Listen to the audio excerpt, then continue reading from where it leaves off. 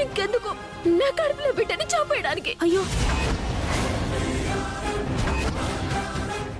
అయ్యో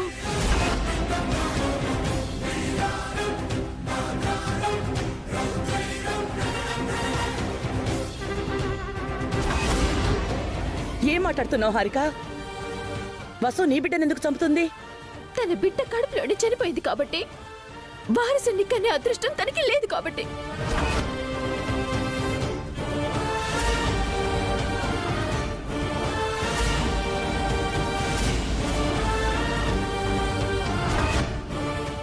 నేను ప్రెగ్నెంట్ అయ్యానని, వారసుని కంటున్నానని వసు అక్కకి అసూయగా ఉంది. అందుకే నా బిడ్డని చంపాలనుకుంటుంది. ఆపుతావా? నోటుకొచ్చిందంతా మాట్లాడుకో. నువ్వు కన్సీవ్ అయ్యావని తెలిసినప్పుడు అందరికంటే ఎక్కువ సంతోషపడింది వసు వదినే. అలాంటి వదిన మీద నిందలు వేస్తున్నావా? నింద కాదండి, నిజం చెప్తున్నాను. నేనంటే మొదటి నుంచి అక్కకి ఇష్టం లేదు. అత్తగారు నన్ను సాధిస్తోంది.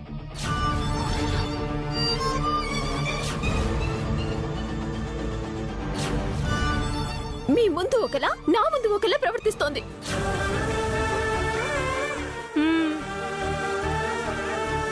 వసు అలా ఎప్పుడు చేసింది హారిక? మీ ముందు నటిస్తుంది, నాకు నరకం చూపిస్తుంది.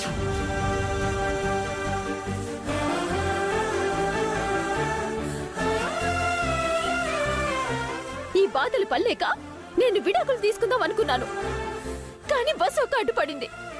నాకు సగం ఆస్తి ఇస్తానని ఆశ పెట్టి నన్ను ఆపేసింది. మాటిచ్చిన మనిషి ఇప్పటి వరకు ఒక్క రూపాయి కూడా ఇవ్వలేదు.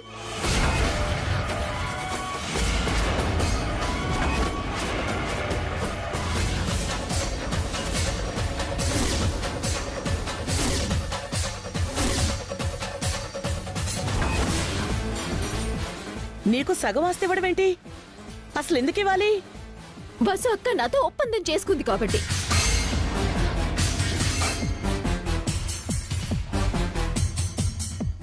అవునదినా, అప్పుడు నువ్వు లేవు. ఈ ఆస్తంతా తనదే అయినట్టు వసు హారికకి మాటిచ్చింది.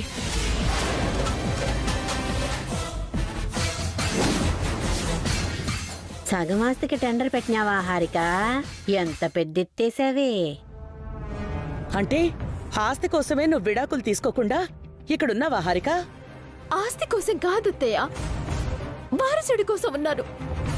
ఈ వంశ రక్తం నాలో ఊపిరి పోసుకుంటుందని వారసునివ్వాలనున్నాను. వారసుడి కోసమే బస్సు అక్క ఎన్ని బాధలు పెడుతున్నా ఓర్చుకుంటున్నాను.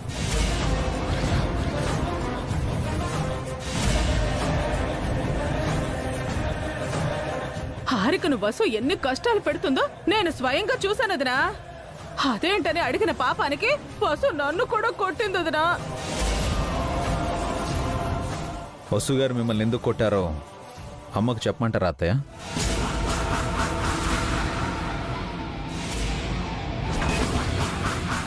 అనవసరంగా వసు గారి మీద నిందలేస్తే నేను ఊరుకోను. వసు గారంటే ఇక్కడ అందరికీ తెలుసు. మరి హారికకు ఆస్తి ఇస్తానని ఆశ పెట్టి మాట తప్పడం మంచిదా అభి? కడుపుతో ఉన్న వాళ్ళు ఆశ పడితే అది తీర్చాలి అంటారు. మీరేమో నన్ను కష్టాలు పెడుతున్నారు తప్పితే ఇచ్చిన మాటని నిలబెట్టుకోవట్లేదు. వసు గారు ఒకసారి మాట ఇస్తే ఆ మాట తప్పరు. నీకిస్తామన్న సగం ఆస్తి 2 రోజుల్లో నీ సొంతం అవుతుంది.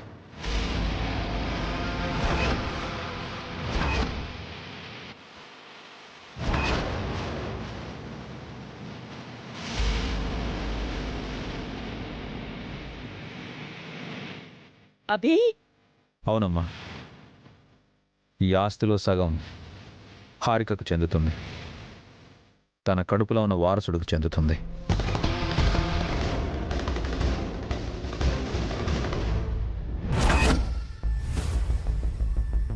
సగం ఆస్తి ఇచ్చేస్తే మరి మీ పరిస్థితి ఏంటి? భాస్కర్కి ఏమివ్వాలి? అభి వసూలు ఏం చేసినా ఈ కుటుంబం కోసం చేస్తారమ్మా. వాళ్ళ నిర్ణయం మాకు సమ్మతమే. హారిక ఈ ఇంట్లో ఉండటమే మాకు కావాలత్తయ్య.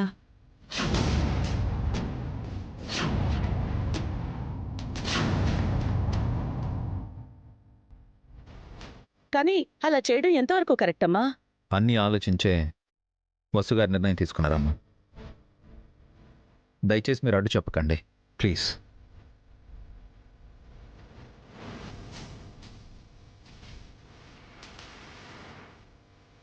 అన్నయ్య, కార్ తీయండి, హారికను హాస్పిటల్కి తీసుకెళ్దాం. అలాగే. అవసరం లేదు బావగారు, నొప్పి తగ్గిపోయింది.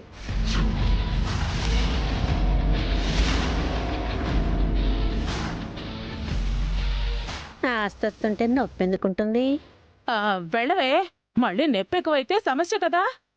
ఇప్పుడు వద్దా అండి, తర్వాత నొప్పి వస్తే వెళ్తాను.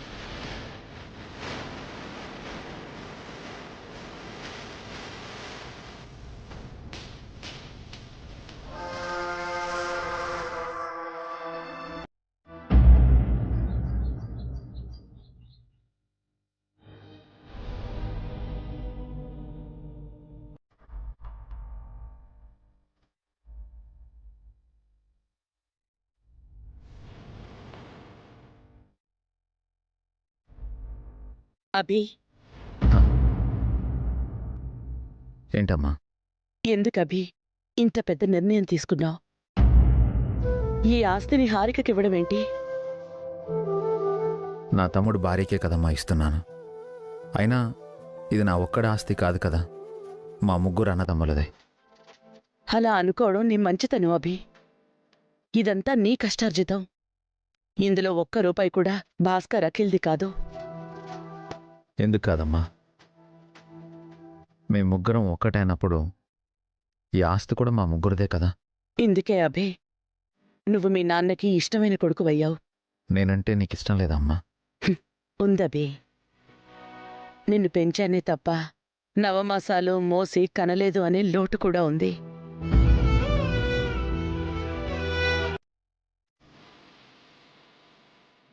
కంటేనే అమ్మ కాదమ్మా, నువ్వు నాకు కన్నా తల్లి కన్నా ఎక్కువ. నువ్వు నన్ను అంత బాగా చూసుకున్నావు. అందుకే రుణం తీర్చుకుంటున్నావా అభి? ఓసారి మీ అన్నయ్య తమ్ముడికి ఆస్తిచ్చావు, వాళ్ళు నిలబెట్టుకున్నారా? ఆస్తి పోగొట్టి అప్పుల పాలయ్యారు. ఇప్పుడు మళ్ళీ ఆస్తిస్తానంటున్నావు. ఎప్పుడు వాళ్ళ గురించేనా? వసు గురించి ఆలోచించవా? హారికకు ఆస్తి ఇవ్వాలని వసుగారే చెప్పారమ్మా. అలా ఎందుకు చెప్పావు వసు? ఎందుకు చెప్పకూడదు అత్తయ్య? నీ భర్త ఆస్తిని నీ మరిది భార్యకివ్వటం నీకు సంతోషమా? చాలా సంతోషం అత్తయ్య. అభి గారు మీకు కనని కొడుకైతే అఖిల్ నేను పెంచని కొడుకు.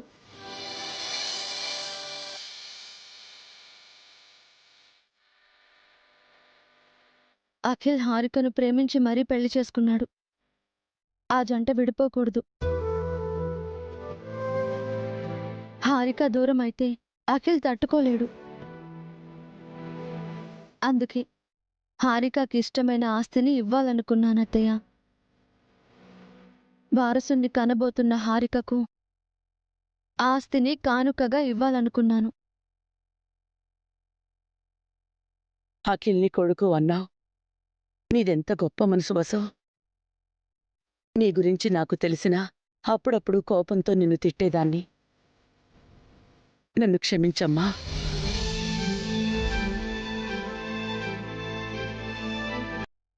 అయ్యో అత్తయ్య, మీరు పెద్దవారు, మీరేమన్నా అవి నాకు దీవెనలే. అఖిల్ గురించి మీ మావయ్య కూడా ఇంతలా ఆలోచించలేదు. వాడికి నిజమైన అమ్మా నాన్నలు మీరిద్దరే. అవునమ్మా, అన్నయ్య వదినలు నాకు పునర్జన్మనిచ్చారు. వీళ్ళు లేకపోతే నేనెప్పుడో చనిపోయి ఉండేవాణ్ణి. అన్నయ్య నా కళ్ళయి నాకు ముందు చూపునిచ్చాడు. వదిన నా కాళ్ళై నన్ను నడిపించింది. డిప్రెస్ అయిన నాకు ధైర్యం చెప్పారు. జీవితం మీద ఆశ కల్పించారు. ఈ స్థితిలో కూడా నేనేదైనా సాధించగలనని నమ్మకం ఇచ్చారు. వీళ్ళు నాకు మరో అమ్మా నాన్నలే కాదు, ప్రత్యక్ష దైవాలు కూడా.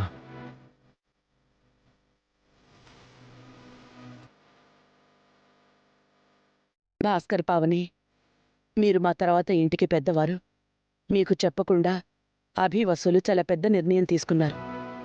మీకు బాధ అనిపించలేదా? వయసుకే నేను పెద్దవాడినమ్మా, కానీ అవియే నాకు నాన్నలాంటివాడు. అప్పుడప్పుడు నేను తన చెయ్యి వదిలిపెట్టి వెళ్ళినా తను ఎప్పుడు నన్ను వదలలేదు. నీడలా నన్ను వెంటాడుతూనే ఉన్నాడు. నాన్నలా నన్ను కాపాడుకుంటున్నాడు.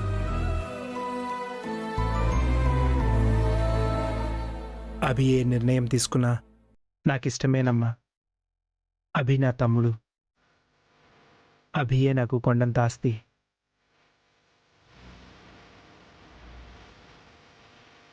వసు ఈ ఇంటికొచ్చినప్పుడు ఒక తోటి కోడలిగా నేను తోడుగా ఉందామనుకున్నాను అత్తయ్య. కానీ ఇప్పుడు వసునే నాకు బలమైంది. పేరుకే నేను తనకు అక్కని, నిజానికి వసునే నాకు అన్ని. ఈరోజు శ్రావ్య పెళ్లి చేసుకుని సంతోషంగా ఉంది అంటే వసు అభిలే కారణం.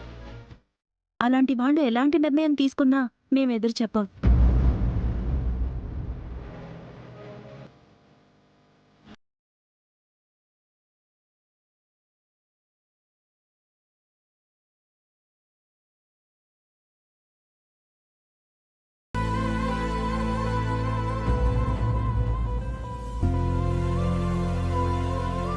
ఎందుకమ్మా కన్నీళ్ళు? ఇవి కన్నీళ్లు కావభి. మీ ముగ్గురు కలిసుండాలనే మీ నాన్నగారి కల నిజం అవ్వడాన్ని చూసి ఆనంద బాష్పాలంతే.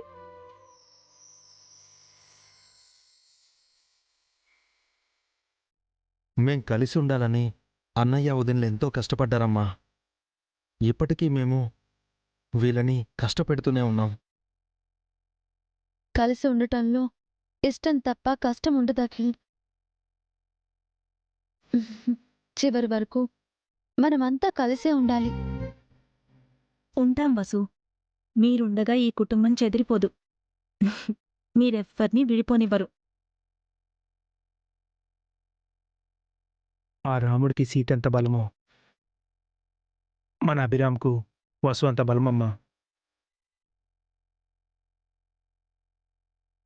అభి స్థానంలో వేరే వాళ్ళున్నా, వసు స్థానంలో ఇంకెవరైనా వచ్చినా ఈ కుటుంబం ఇలా ఉండేదే కాదు. నిజమే భాస్కర్. ఈ కుటుంబానికి అభి కప్ అయితే వసు పై కప్ అయింది. మీ నాన్న నేను బతుకున్నన్నాళ్ళు మీరు కలిసుండాలని అనుకున్నాం. నా కోరిక నెరవేరింది. ఎప్పటికీ ఈ కుటుంబం ఇలాగే ఉండాలి. ఏ దుష్టశక్తి మిమ్మల్ని విడదీయకూడదు.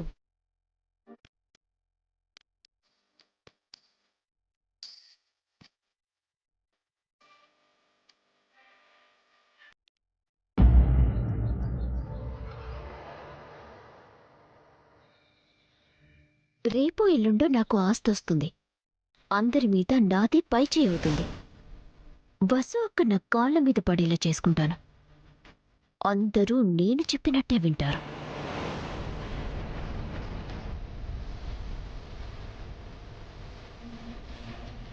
హారిక,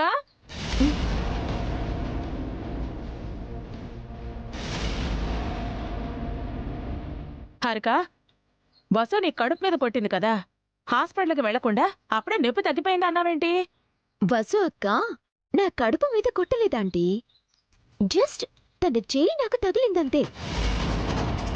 మరి కడుపు మీద కొట్టినట్టు అంత ఓవర్ యాక్షన్ చేసావేంది హారిక? అంతలా ఓవర్ యాక్షన్ చేశాను కాబట్టి నా యాక్టింగ్కి వెంటనే రియాక్షన్ వచ్చింది. ఆస్తి రాసిస్తామన్నారు. అంటే ఆస్తి కోసం నాటకం ఆడావా? కాదు, టైం చూసి నా తలరాత మార్చుకోవాలనుకున్నాను. అబ్బా, నీ స్కెచ్ చూసి ఏమో అనుకున్నానమ్మాయి. నువ్వు చాలా తెలివైన దానివే హారిక. ఆ? మరి నీలా పల్లెటూరుది అనుకున్నావా? పెద్ద పెద్ద చదువులు చదివింది. ఇదిగో అత్త, సిటీలో ఉండి నువ్వేం చేసావు? ఈ ఇంట్లో ఉండడం తప్ప. నిన్ను ఆగండి ఆగండి, మనలో మనకి గొడవలొద్దు. మనం ముగ్గురం ఒకటి. మనం ముగ్గురం ఒకటి అంటున్నావు కాబట్టి నిన్నొకటి అడగచ్చా? నీకు ఆస్తి వచ్చాక నాకెంతో కొంత ఇవ్వవా? తప్పకుండా ఇస్తానా ఆంటీ. నువ్వు మా మామ్ తర్వాత మామ్వి. నా బంగారు తల్లివే నువ్వు. అమ్మ ముసలత్త, ఈ వయసులో నీకు ఆస్తెందుకే? నువ్వు అడిగావు కాబట్టి నేను కూడా అడుగుతాను. ఆ, హారిక, నేను కూడా ఒకటి అడగాలి అనుకుంటున్నాను. అడగండి. ఏంటి, నీకు కూడా ఆస్తిలో వాటా కావాలా? ఇదేం ప్రసాదం కాదు అందరికీ పంచిపెట్టడానికి. ఆ? ఆంటీ, వదిన ఏం అడుగుతుందో అడగనివ్వండి. హారిక, ఇదిగో ఆస్తిలో వాటా కాదు గాని నన్ను నా మొగుడు వదిలేశాడు. నా కొడుకు చిన్న పిల్లాడు. బతికి చెడ్డదాన్ని. ఇదిగో నీకు ఆస్తి వచ్చాక నాకు కూడా ఎంత కొంత ఇచ్చావనుకో, ఇలా ఈ ఇంట్లో ఆ ఇంట్లో ఉండడం కాదు, మా ఇంట్లో ఉంటాము. నువ్వు బతికి చెడిన దానివి కాదే, బతక నేర్చిన దానివి. ఈ ఇంట్లో తేరగా ఉంటున్నావు కదా, మళ్ళీ ఇంకో ఇల్లు ఎందుకు నీకు? వయసు అయిపోయిందానివి కదా, నీకు డబ్బులు ఎందుకత్తా? ఏంటి? నువ్వు ఏం ఎందుకు అడిగావు? మాట్లాడుతున్నావు? ఇదిగో, ఆగండి ఆంటీ, ఆగండి ఆగండి. మీ ఇద్దరికి డబ్బులిస్తాను, గొడవ పడకండి. డబ్బు రాగానే నా రాజాను జైలు నుంచి విడిపించి దూరంగా వెళ్ళిపోయి పెళ్లి చేసుకుంటాను. డబ్బులొచ్చాక కిట్టుతో ఊరెళ్ళిపోయి అప్పులన్నీ కట్టేసి హాయిగా ఉంటాను. ఆస్తి రాగానే అందరినీ ఒక ఆట ఆడుకుంటాను. కంగ్రాట్స్ అఖిల్, మనకి ఆస్తి రాబోతుంది. మనకు కాదు, నీకు. అదేంట్రా, దానికి ఆస్తి వస్తే నీకొచ్చినట్టేగా? ఇప్పుడు మనకు ఆస్తి ఎందుకు హారిక? పుట్టబోయే మన బేబీకి కావాలి కదా అఖిల్. ఒరే తమ్ముడు, ఆస్తి లేకపోతే అష్ట కష్టాలు పడాల్సి వస్తుందిరా. నన్ను కిట్టుగాన్ని చూసావుగా, ఎన్ని బాధలు పడుతున్నామో. నిన్నంటే బావ వదిలేసి వెళ్ళాడక్క. హారికకు నేనున్నాను కదా. నీ కాళ్ళు ఎప్పుడొస్తాయో తెలీదు, అప్పటి వరకు సంపాదన ఉండదు. రేపు నీకు బిడ్డ పుట్టాక ఎవరిని డబ్బులు అడుగుతావరా? ఆస్తి ప్లాన్ నీదేనా అత్తయ్య? లేదా నువ్వే దీనికి ఐడియా ఇచ్చావా? ఆంటీ ఎందుకు ఇస్తుంది అఖిల్? నేనిక్కడే ఉంటే సగం ఆస్తి ఇస్తామని బస్సు అక్క అభిభావాలు చెప్పారు కదా. నీ మనసు మారుతుందని చెప్పావు. నువ్విలా డబ్బు చుట్టూ తిరుగుతావని నేను అనుకోలేదు. అయ్యో, ఈ ప్రపంచమే డబ్బు చుట్టూ తిరుగుతోందిరా తమ్ముడు. పైసేమి పరమాత్మ హై. నువ్వు కూడా ఏంటక్క? దానికి ఇంట్లో ఏం తక్కువైందని ఆస్తి అడుగుతుంది. ఇప్పుడు బానే ఉంది అఖిల్, రేపేమైనా జరగచ్చు కదా. ఆస్తులు పోయి వీధిన పడతామంటున్నావా? ఆల్రెడీ అది జరిగింది కదా. అప్పుడు కూడా అన్నయ్య వసు వదినే మనల్ని పోషించారు కదా. మళ్ళీ అలాంటి పరిస్థితి రాకూడదు కదరా. ప్రతిసారి పాత్రలు కడిగి ఇడ్లీలు అమ్మటం అంటే కష్టం కదరా. ఆ మాత్రం ముందు చూపు తనకుంటే కదా ఆంటీ. నన్ను తిట్టడం తప్ప అఖిల్కి తెలివే లేదు. ఆస్తి అడిగి పెద్ద తప్పు చేస్తున్నావు హారిక. ఇప్పుడు నీకు తెలియకపోవచ్చు, ముందు ముందు నీకే తెలుస్తుంది.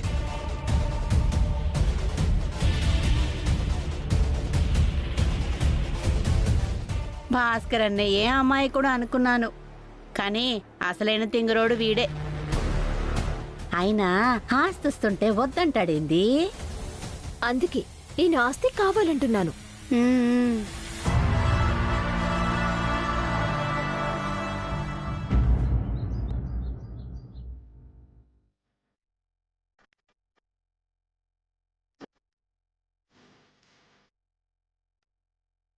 ఎక్కడ పెట్టాను?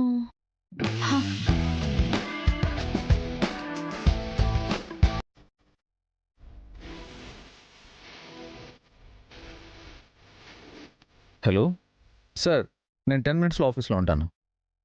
ఈలోపు మీరు అకౌంట్ చెక్ చేస్తూ ఉండండి. యా.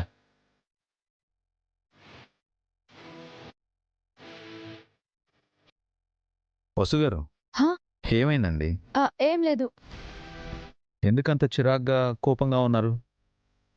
మీరు ఆఫీస్కి వెళ్ళాలి కదా, వెళ్ళండి. అసలు ఏం వెతుకుతున్నారో చెప్పండి. అయ్యో, ఏదో వెతుకుతున్నానండి. వసు గారు, ఏంటండి అసలు ఏం వెతుకుతున్నారో కూడా గుర్తులేదా మీకు? గుర్తుందండి, కానీ ఎక్కడ పెట్టానో గుర్తులేదు. ఇంట్లో ఎక్కడ పెట్టింది అక్కడ ఉండట్లేదు. టెన్షన్ వస్తుంది. వసు గారు, వసు గారు, ఇలా రండి. రండి, ఇలా రండి, కూర్చోండి. ఏంటండి? Calm down, okay? కూల్గా ప్రశాంతంగా ఉండండి. Take a breath. అయ్యో, అది కాదండి. చెప్పింది చేయండి. కళ్ళు మూసుకోండి. ఇన్హేల్ 1 2 3 4. ఎక్సేల్. ఇన్హేల్, మళ్ళీ ఇన్హేల్, మెల్లగా వదిలేసేయండి. మళ్ళీ తీసుకోండి, మెల్లగా మెల్లగా. మళ్ళీ తీసుకోండి. యోగా చేస్తున్నారా? వా, డూ వాట్ ఐ సే. మళ్ళీ ఓకే, 1 నుంచి 10 వరకు లెక్క పెట్టండి. ఊపిరి పీల్చి వదలమన్నారు.